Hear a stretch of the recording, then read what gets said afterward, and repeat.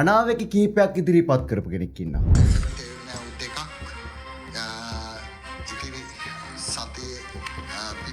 පැය 12ක් යාමට පෙර නෞකා දෙකක් පුපුරා යා හැකියි. කොහොමද මේ අනාවැකිය පළ කරේ? ට්‍රම්ප් ඔක්කොම මට කියනවා. ට්‍රම්ප් මගේ යාළුවා. ඉරානෙත් මට කියනවා. ඒ කියන්නේ කතරගම දෙවියෝ ඔබට සමීපයි. එකක් කතරගම දෙවියෝ හැමදෙරෝ මාත් එක්ක කියපු අනාවැකිය තමයි මම ගොඩක් වෙලාවට කියන්නේ. ඔබතුමා කැම්පේන් එකක් දියත් කරා වෙන්නේ නැති කියලා. මගේ කැම්පේන් එකෙන් ගෝඨාභය මහත්තයා ජනාධිපති වෙනවා නම් මගේ දක්ෂකමක්. 2012 දී මම කියන්නේ මහින්ද මහත්මයාගේ ළඟම හිතවතෙක්ට කියනවා මහින්ද මහත්තයා පරදිනවා කියලා. මගේ අනාවැකිය මම වෙනස් කරගන්නේ නැහැ. කියන්නේ මටත් කිය හැකිනේ අනාවැකිය. ඒ නිසා ඉරානයේ යම් බලපෑම් එන්න ඔබ ඔය කියන්නේ යුද්ධේ පටන් ගත්තට පස්සේ කතරගම දෙවියෝ මට සම්බන්ධයි කියන එක ඔබට ප්‍රශ්නයක් වෙනවා නම් ඒක ඔබේ වැඩ. දෙවි කෙනෙක් මිනිසෙකුට සම්බන්ධ වෙන්න බැරිද?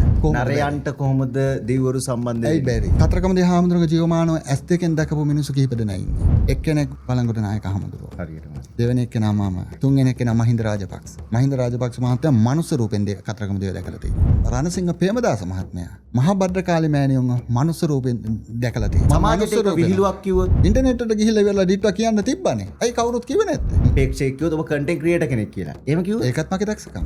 මේ රට මේ ලෝකේ මට ඕන විදියට හැසිරෙන්න. මම කන්ටෙන්ට් එක හැදුවාම යුද්ධේ ක්‍රියාත්මක වෙනවා. කතරගම දෙවියෝ හැමෝටම ඇවිල්ලා කියනවා කතරගම දෙවියන්ව මාකටිං කරගෙන බිස්නස් ටික ප්‍රොමෝට් කරගන්න තමයි වික්‍රම රජ්‍යතු මහත්තයා මේ ක්‍රියා කරන්න කියලා. ඒකත් මගේ දක්ෂකම. විරාත් ඊර්ෂ්‍යා කරන මිනිස්සු කොච්චර ඉන්නවද? ඊයේ දකින්න පුළුවන්. ඒ කියන්නේ ඔබ විශ්වෙන් ඉපදුනා වගේ වැඩක් ඔබ කියන්නේ. ඔබ කියනවනම් එහෙම වෙන්නේ නැහැ. මම කිව්වේ නැහැ. රයිට්.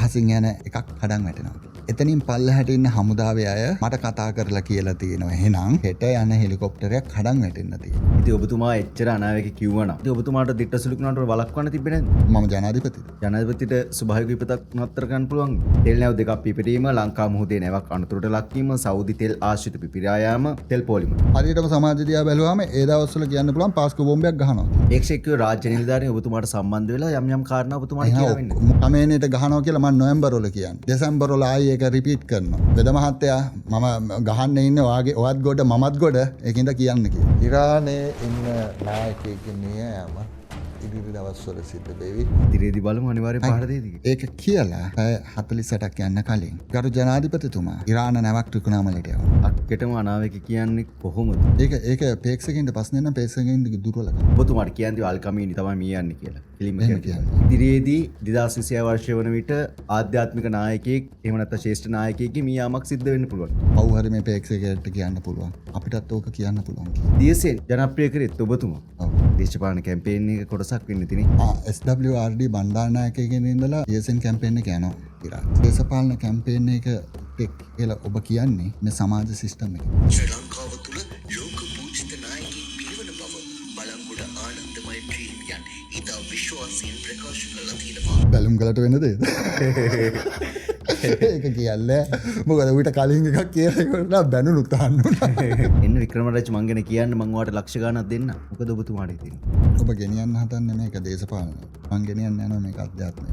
රාවණ රජුරෝ අනාගතයට ඇවිල්ලා බලලා ගිහිල්ලා ලියලා තිබ්බ පුස්කොළ පොත්වල ලියලා තිබ්බේ. මම 2019 දී ප්ලෑන් කළා තියෙනවා. වික්‍රමාරච්චි වෙත මහත්තයා දේශපාලනට එන්න හදනවා කියලා ප්‍රේක්ෂක ප්‍රශ්නයක් යොමු කරොත් මම දේශපාලනයට එන එකේ වැරද්දක් නැහැ. මට කැමති නම් මට එන්න පුළුවන් විතරයි. පොඩ්ඩක් ඒ පරිසරේ පොඩ්ඩක් අත්දින්න හම්බුනා ටිකක් හොඳයි.